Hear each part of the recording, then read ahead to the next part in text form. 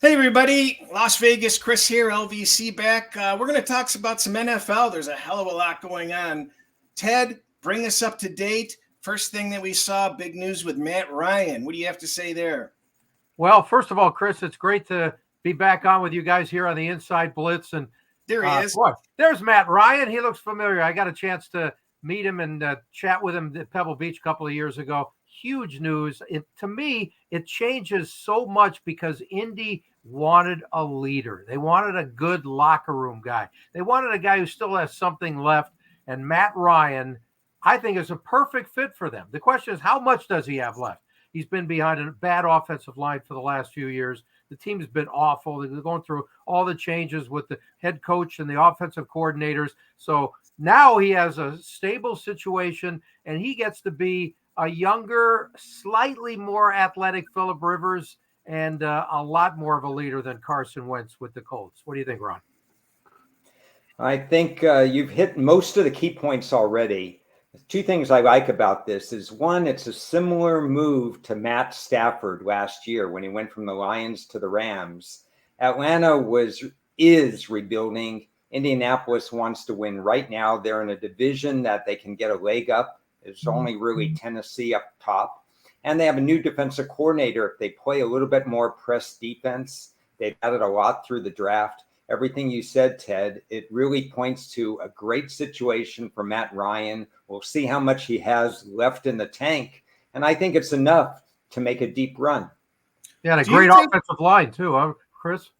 Well, I wanted to ask Ron. I was always a huge Matt Ryan fan, coming out of college. And it just seems like he was atrophying, for lack of a better word.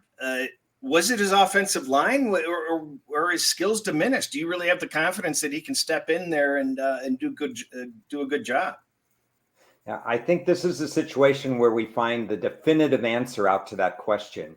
His skills are diminishing a little bit. A lot of games were left on the line in the fourth quarter, and he did not deliver. I don't think it's so much as his offensive line, which was rebuilding but still competent. I think it was the complete lack of a run game that made them one-dimensional. And then he had to go to his receivers, not counting last year where he didn't have receivers. He had them in previous years. So I think it's a fine line between being re-energized right now and does he really have the stuff to win in the fourth quarter. But we saw what happened with Carson Wentz in game 16 and 17, and he failed the team. And I don't think Matt Ryan will fail the team in that regard. Well, we're going to get into examining the odds from post-Super Bowl to what they currently are, and there have been major shifts. And we're going to look at all the factors that have gone into changing these odds, and we're going to compare the before and the after, because I think that that's interesting. Obviously, the Colts, they were left for dead a week ago, and now there's, everybody's talking about new life in them. And we talked about it last show. I said I think Deshaun Watson's going to be out there, and I met a little resistance from you guys. And sure enough, we get the Watson news. It's 2 weeks in a row we bring up a topic, and we get big news next week. But you got the touch. I think that's an awesome, awesome move. Obviously, they did some tricky stuff with his contract. In case people don't know, they're only paying Watson $1 million for this season.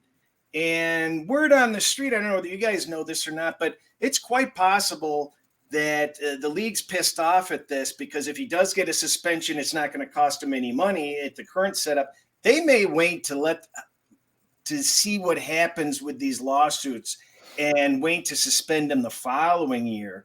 And boy, there's 45 or 47 million on the table for his salary next year. But what do you guys think about Deshaun to Cleveland? Go ahead, Ron. Well, first of all, he's very young. He's 26. He's got 10 years to go. So this year, what you just said, Chris, kind of throws a monkey wrench into what I was thinking, because I thought this year they might be overhyped, because the chances were that he hasn't played in a year and a half competitive football. I'm saying a year and a half because I expect him to miss a minimum of 6 games this year. And you're really banking on 2023 as being a deep Super Bowl run in a division where that's possible. I think they gave up a lot They gave up 6 draft choices, including 2 in this coveted draft. And then 3 of the 6 picks are first rounders. So they're asking a lot of Deshaun Watson. There's a lot on his plate. There's going to be some resistance, some cheering, some booing. And nothing beats having a winner. But I kind of think that this is a 2023 thing more than a 2022. Browns are built to win, but they have a backup quarterback situation that's not so good this year. Brissett is the backup, right? Correct. Yep. Yeah, I totally agree with everything you just said. I still think there's some giant ifs with a cloud hanging over this whole thing. From a legal standpoint, everything could turn around on a dime. It could happen at any time. So you talk about major gambles. This is a huge gamble because they went all in on Watson, and they have no idea what legally is going to happen ahead. When you give this guy the greatest guarantee in the history of the league, it's crazy. It is totally crazy. And yes, he's had phenomenal stats, but there are still it's only a 2-letter word, but some huge ifs that are still hovering over this thing. And how could he not take that? That's like the all-time greatest deal, including the first year where he doesn't have to worry. Well, if there's some legal stuff, I'm not going to lose any money because of the way it's structured. So I think it's an insane contract, but good for him. I think the NFL's really pissed off about that, and I think they're going to find a way to thwart that $1 million somehow. So what do they do with what happens with Baker? Well, can you trade him? Because who wants him? I think it's $18 million is what he's owed for this season. So which is cheap. That's not expensive. It's cheap, but is he the guy you want in your locker room at this point, separate from what has he done in the last few years? From a health standpoint, he was awful last year, and he wasn't able to perform up to what he did in 3 years ago. So I don't know.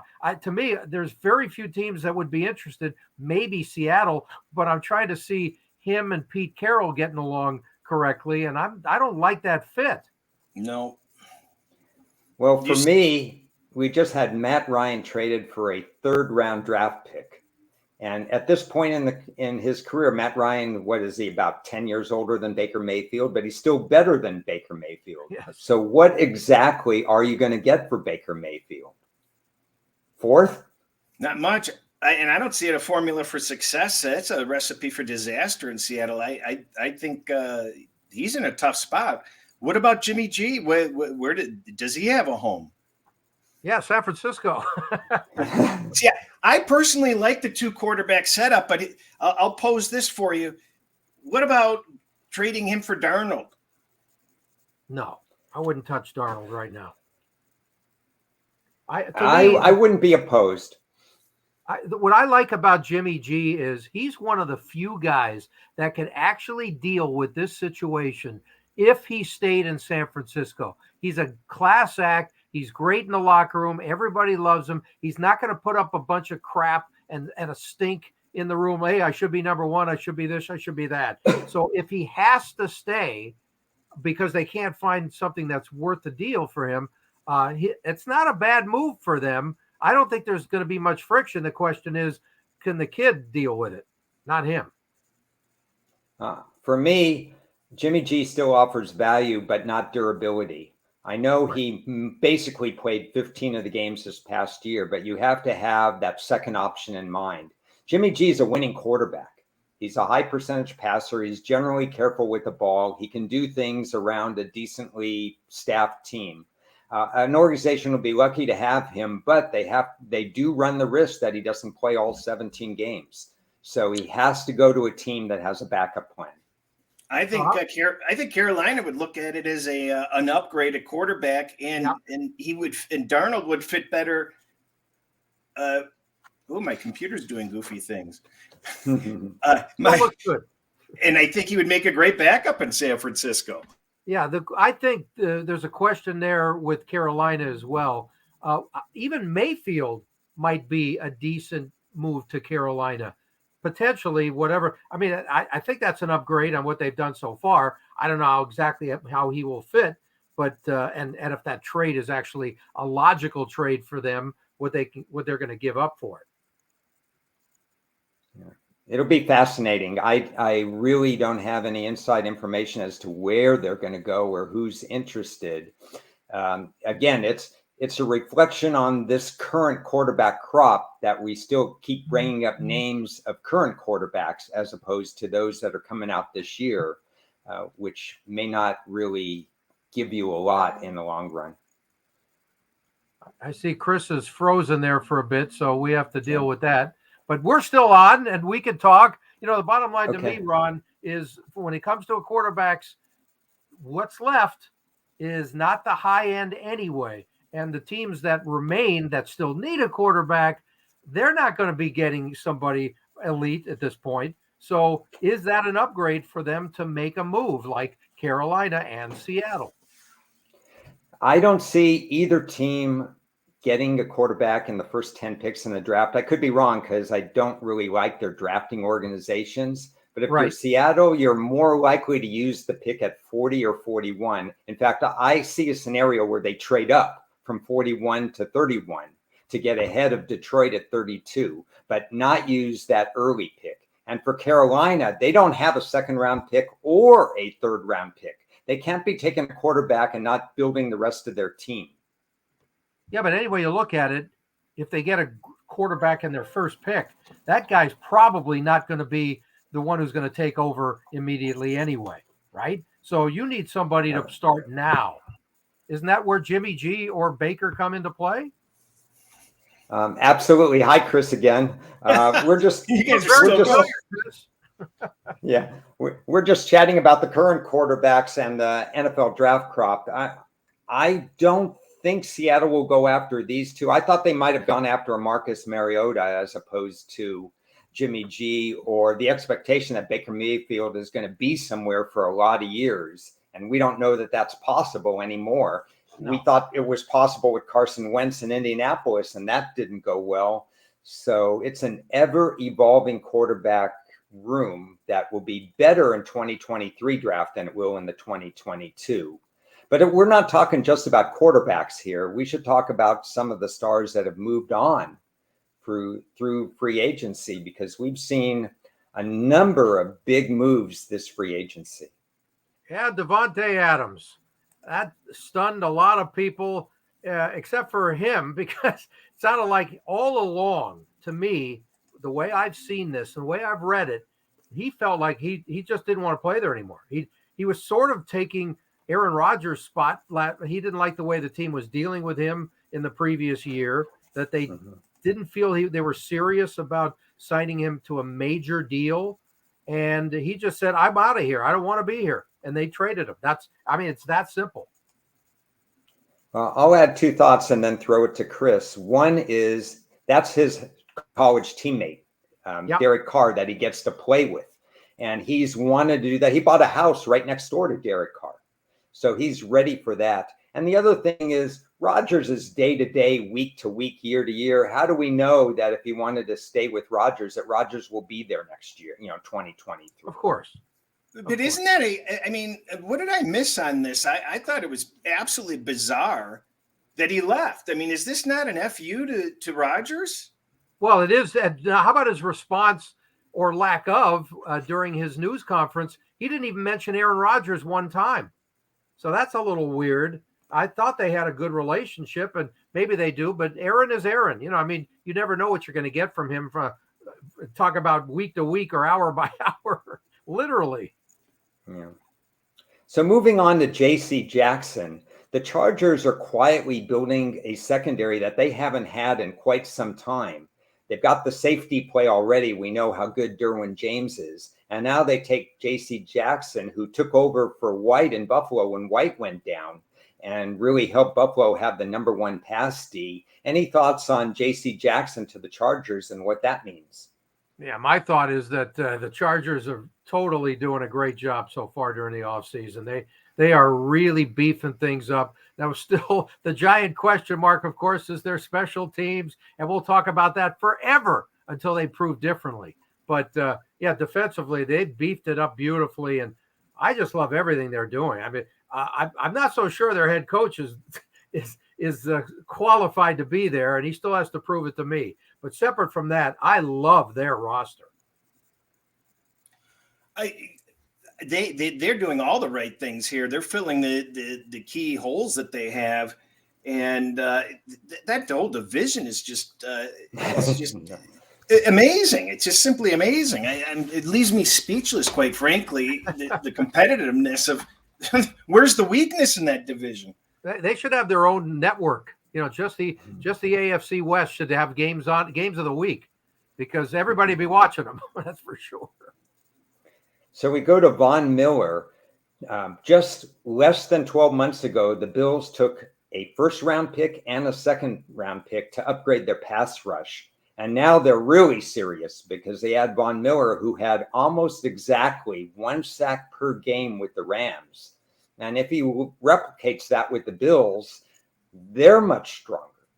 Yeah, but the word out of Denver when Von Miller was being thought of to send him elsewhere was really, how much does he have left? Blah, blah, blah. And then he gets a 6-year deal. Are you kidding me? That's a little weird. Now, I think only the first 3 are guaranteed, so that makes more sense. And, you can't really worry about NFL contracts anyway, because most of them are like they're written on toilet paper, so they don't mean much.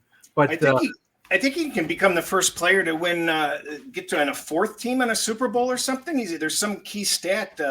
He's on 3 Super Bowl winning teams in a row, isn't he? I don't know. 3? No. Denver wasn't a Super Bowl team. No, they weren't. But look, Von Miller was a real key piece to the locker room and to what the Rams wanted to do. So that was a great pickup. Specifically, the timing of it was great down the stretch, and he was a little banged up at the start, so he could fit in as they went around. So I just thought he was a huge deal for them. Now the question is, really, how long is he going to be Von Miller as we know him for Buffalo? But a great guy, great locker room guy, and if he plays anything like he did in the last few weeks of the season into the playoffs, that'll be good for the next, hopefully, couple of years for them. Retraction to Chris. You may be right. Von Miller did win a title in Denver, but it was a while ago. Yeah. But so this could be his 3rd team to win a Super Bowl. Right. Chandler Jones to the Raiders. The Raiders have had, with Max Crosby, a decent pass rush specialist, but they run so hot and cold, they're generally in the second half of the sack totals in the NFL. We're seeing teams say that the pass rush is the key to getting these quarterbacks off rhythm with the RPOs and so on. The Raiders move is interesting. Any thoughts on that? I love what the Raiders are doing. I mean, how can you not? Defensively and offensively. I think they're covering pretty much what their holes were. I'm wondering, Chris, what's going on in Vegas? What is the air around the entire what the Raiders have become? Because I remember our first show, you brought up the fact is that you didn't think the Raiders were going anywhere, and it didn't look like they look like they might be spiraling somewhere backwards. New coach, a lot of question marks. Now the town's got to be going nuts. Yeah, I mean, you're absolutely right. They looked like they were going to go through a little rebuilding session, and they're not putting up. They're not going to stand for that. They're going to play now and be relevant now. Yeah. So it's going to be exciting. Let's see what they add in the draft and without any other additions. But they can compete. They've got enough already to at least flap their wings at this point, I think. Yeah. What did you think, Ron, before this happened, the last couple of weeks, where the Raiders were and where they are now? Where the Raiders were and where they are now, not much different, because the balance in the AFC West is so strong. And you can win the offseason and not win during the season. Philadelphia once proclaimed to be, they self-proclaimed them to win the preseason, to win the offseason. And they won nothing during the regular season. So chemistry is a big thing. Coaching is a big thing. It's nice that they're making these splash moves, but it's a 22-man roster, offense and defense. So let's see how it all comes together. Big wait and see for you, huh? Big wait and see. Where do you think Odell ends up, or Jarvis, Ron? Odell is going to try to go to another team that has a chance to win a Super Bowl. Green Bay. Green Bay is there. He's being openly courted to Green Bay. You were absolutely right, Ted. Of the three, the last one on that list is the most important, because if he goes to a team like, maybe he doesn't want to go to the Jets, but what a great pickup that would be for the Jets to help solidify the offensive line, and a couple of other teams could use him. I think he has a lot left in the tank. Yeah, well, there's always a few teams that needs a tackle, but you got to love what Cincinnati has done to reinforce just the biggest hole in the world in front of Joe Burrow. He's got to be just having a blast during the offseason right now. Well, they actually now have one of the best offensive lines just in a matter of weeks. It's amazing. Totally solid. There's no doubt about it. And Teddy Karras, who I've had on my pregame show on Sports USA, he loves the fact that he's just a consistent guy. He does the same thing he's not spectacular, but he's consistent. You know what you're going to get out of him. And hey, Joe Burrow is going to love him. Jadeveon Clowney, this guy just reminds me of what I talk about with the receivers, that he's just always going to be hurt, isn't he? I think so. And he's going to play 100% sometimes and not 100% others. But every one of these guys on the list that we're showing right now are playmakers. That's why they're on this list. Yep. Every one of those guys can make the difference of 1 or 2 wins, similar to what Joe Hayden did with Pittsburgh last year. He made one key tackle that got them into the playoffs. And then once you're into the playoffs, anything can happen. So I like all of these guys. And if they could make the difference of 1 win for their new team, it's important. Yeah, and I think Matthew and Wagner are 2 key guys, too, from a glue and a chemistry standpoint. Those guys are real leaders in the room. Very important. There's a slide there. This is a slide that we should go to next, because these names, Allen Robinson finally has a quarterback. And this is a massive upgrade for the Rams. I saw a list of everybody that's thrown to him, and it's a disgrace. He's never had a decent quarterback throw a pass at him. It's going to be very interesting, because this guy's a very talented guy. Well, it's nothing new that the quarterbacks in Chicago are a disgrace over the last 4 decades. It's been a joke. Look, Allen Robinson is a fantastic addition. I'm not thrilled about losing Robert Woods if he's healthy. That, to me, is an issue, and we'll see how that affects the team. You talk about glue guys, he's really been important for that team. So we'll see. Now, obviously, they won a Super Bowl without him, but I hate to lose him. Okay, I'm going to plead ignorance. I don't know who Brandon Scherf is. Offensive guard for the Washington fill in your blank. Redskins, Commodores, Commanders, or Commies. I call them the Commies. All right. And he's a Pro Bowler, and he's easily on my list of one of the top 10 offensive guards still in the league. Yep. And he's had a little bit of an issue with injury the last 2 years, but when healthy, he solidifies the interior. We're called the inside blitz, and you're seeing more teams go with the inside blitz. He's the kind of guy you want on your team. Now, he went to the Jags, who overpaid for everybody, so we know that. But they got a good one there. They got somebody who could protect somebody, in their Trevor Lawrence that they want to have upright for 10, 12, 14 years. So that's why he's on the list. But Ron, the truth is, though, I think he's had a little bit more than a bit of an injury situation. He's missed a lot of games, including COVID, though, too. I think he was on that list as well. So he's got to stay. He's got to stay upright too for Trevor Lawrence. Yeah, it's the league where you have to stay upright, and you don't know as we keep adding 17 games and less hitting in practice. Everybody's day to day. Yeah, Casey Hayward is interesting. He's not a kid anymore. I don't know what the Falcons are going to do. That looks like a total rebuild to me anyway. So I don't know if it'll be a big deal because of the fact that they've got a long way to go to get to be elite again. Well, I think that was a real punch in the stomach to get rid of Matt Flynn. He's their only franchise player. I mean, Ryan.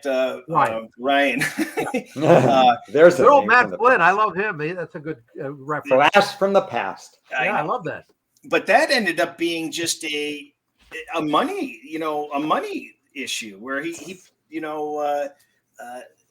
the owner pocketed money, getting rid of Ryan, and he's eating that big contract, and it just doesn't make a whole lot of sense for Atlanta, as far as I'm concerned. Can you guys make any sense out of why it benefits Atlanta? I think they're starting over. That's all. This was a better move. This was a better move before Matt Ryan was traded, and it was a move they made before he was traded, because it was a huge upgrade to what has always been a subpar defensive secondary. But now it's almost meaningless. Exactly. Yeah. So the question is, I mean, they might even be just an afterthought now in their division, and they got a long way to go. They need a quality draft and start building immediately. That's what they need. Yeah, that's never happened. And the last guy on that list, Juju Smith-Schuster. Yeah, that's an interesting pickup there, don't you think, Ron? Oh, it's going to open up the middle of the field perfectly. It's going to open up Hill for the slants, the deep balls. Kelsey is there. It's an ideal fit as the rich get richer. Yep. That was a smart move. Did you see that coming at all? Well, they pounced first, and Yeah, if Smith had his choice, I mean, his agent probably talked to a whole bunch of teams and if Smith had his choice, what's a better choice than this? Totally. You got that right. So I was able to chase these down. It wasn't all that difficult, but these were the odds right after the Super Bowl. And quite a bit of changes since that, just in the last month. I mean, when you really think about it, this NFL offseason has probably been more exciting so far than some regular season weeks, in my opinion. I mean, am I wrong? I mean, no, seriously. You're right. You're 1,000% right. And Ron, don't you think that the first several weeks after the Super Bowl this year has changed the odds, maybe more than most times, because we just had, I mean, like we talked about, and we'll talk about it forever now, the AFC West. I mean, how do you just not totally focus on that? And it's affected the rest of the conference as well. And the National Football Conference has gone totally soft. Times have changed. Last year was a massive, we talked about a lot of things last year. The free agency market was crazy last year, and it's even crazier this year. I think teams are just adjusting, and they're doing different things. And they're saying, we're not afraid of free agency unless you're 2 or 3 teams, Green Bay, Pittsburgh, and so on. Some of them still haven't caught on. But a lot of these teams are really building their roster now and building for the future in the draft. They're focusing on the now in free agency more than ever before. And because the Super Bowl was 2 weeks later than it ever has been, there's been no days off. Instead of from February 1st or January 30th, you had a little break to the combine. The Super Bowl was only 4 or 5 weeks ago, 4.5 weeks ago now. And there's no downtime except for maybe preseason game 1 when nobody cares. And Chris, I'm wondering what you think about, are there any specific odds that really stand out to you that changed here in the last 5 weeks? Let me point some of them out. Obviously, we know that the Bucks, we started off, I'm going to compare just the conference futures. But the Bucks were plus 800, and now they're plus 375. So they've gone down. The Browns have gone down quite a bit, from 1,500 to plus 600. I mean, that's more than half. That's a considerable jump. Obviously, with Atlanta falling through the floorboards, they were 35 to 1. Now they're up to 85 to 1. So there's certainly no confidence there. The Seahawks, another disaster, plus 1,900 up to plus 4,750. We're just talking about for the conference here. Yeah. Miami, they've tumbled a lot, 15 to 1 down to 24 to 1. That's a pretty big drop. we know we talk about that AFC West. Look at the Chargers and Denver, identical. They went from 1250 to 775. They're two peas in a pod. They're viewed exactly the same. Minnesota, Rodgers goes to Green Bay, and Minnesota goes from 19-1 to 29-1. That seems a little long, doesn't it? Oh, totally. As a matter of fact, I mean, look, especially after you lose Devonta Adams, right now the Packers should be a slight favorite over Minnesota in my mind. They got some question. I mean, look, if Alan Lazard is the number one guy, and who knows what's going to happen, but even Odell Beckham, I mean, he's coming off an injury if they sign him. We don't know when he's going to be ready. Look at this. You've got how can the Vikings be the same as Washington? You guys see Washington and the Vikings on par? No. Maybe you know what's going to be. Go ahead. No, I said, what's going to be crazy is these are the conference odds, the divisional odds. Where do you put teams in the AFC West against each other? Yeah, it's true. Amazing. Well, we got to wait for the schedule to come out, because then we'll start to really have fun with these numbers. I think the team we haven't touched base on so far is Pittsburgh. I think Pittsburgh was left for dead, and their odds haven't changed all that much. They were 29-1. They're only down to 25-1. But I think that they make some good moves so far, and if they can add any in the draft or make some other signings, I think they can. I think they can, show signs of life and surprise people this year. What do you guys think? Yeah. Well, they lose Juju, so that's not a good thing. But everything else, look, they had to get an upgrade in quarterback, and I'm not a Trubisky guy. I know Ron likes him more than I do. But no, well, you did it a couple of years ago. But not ever a fan of him. But all I know is that I think if they could get him to just be the manager of the offense, they'll be fine. The question is he capable of that, Ron? Do you think so? I'm going to switch gears. I'll answer that, but then I'm going to switch gears. Okay. I think Pittsburgh's in a rebuilding stage because of age. In the secondary, age on the defense. They have to, like Chris said, nail this draft and key positions. I'm not worried about their wide receivers. They're the best at identifying that. Their offensive line is growing from scratch. I'm worried about age defensively before I could anoint them. But I have a question for the two of you, because we know the balance of power has shifted unbelievably to the AFC. So is there value in the NFC? Because there's not much.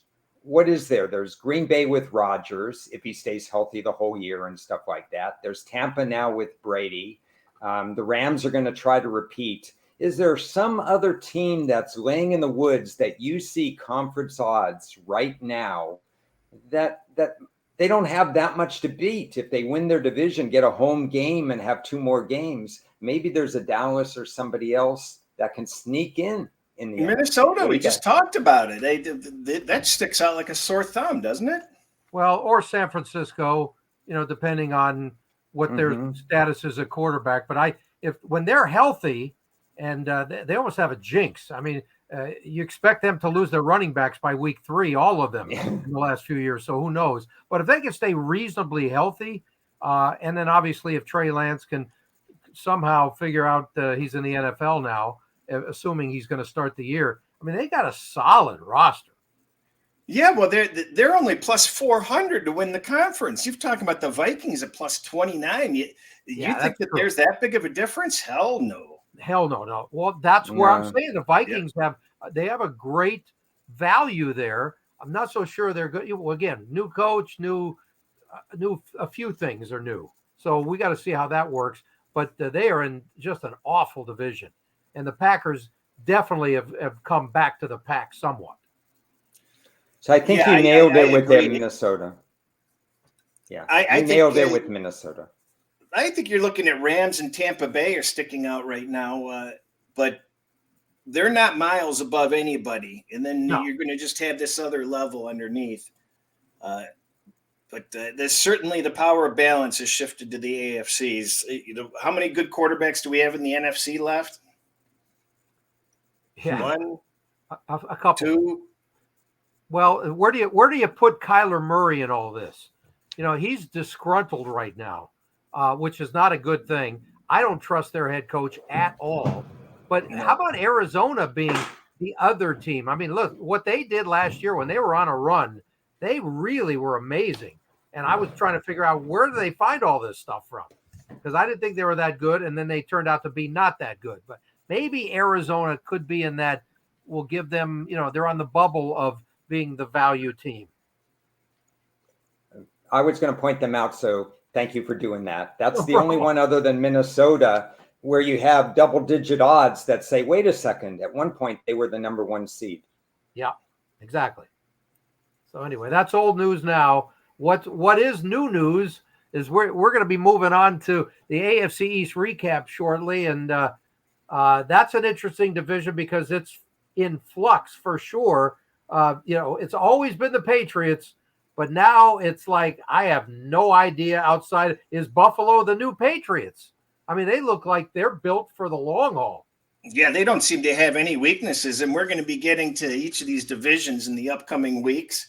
And obviously, we had a topic, an off-topic video last Monday, and Ron has a topic in mind we're going to do, I guess, where we spring it on each other. And so we're going to do some one-off topics every now and then. What else are we going to be doing, Ron? We go division by division, and then we may even have right before the draft show, talk about some of the players, maybe not the quarterbacks for once, because I know that's all the buzz. Everybody wants to talk about the quarterbacks, but the guys who are going to be difference makers in 2022 will not be playing quarterback, as rookies. Yep. So there's a lot of good players that we can still discuss in a very deep draft. We've got a lot of stuff coming up, so I can't wait to discuss it with you guys. Yeah, and the deep draft itself, don't you think, is going to really change so much of what our topics are right now. I mean, we're going to have a couple of those teams that maybe we haven't mentioned that are all of a sudden going to be like, hey, look what they did to fill their holes. And those guys can get to work immediately. I can't wait for that. I think there's a lot of the league is going to be coming in with a lot of optimism this year, because they're going to be able to fill in a lot of gaps. I think the league overall is just going to get a lot better. So I think that wraps up this show. Little discombobulated with the technical issues. Sorry about that. Oh, good. And, we missed you for a couple of minutes, but you did good. You made a comeback. I don't know how to work any of this crap. Just the facts. I know. But when the screen starts flickering, I know I'm in trouble. So anyway, for Ron and Ted, I'm LVC. Thanks for joining. We'll be back soon as we have something to say. Cheers. Ready when you are.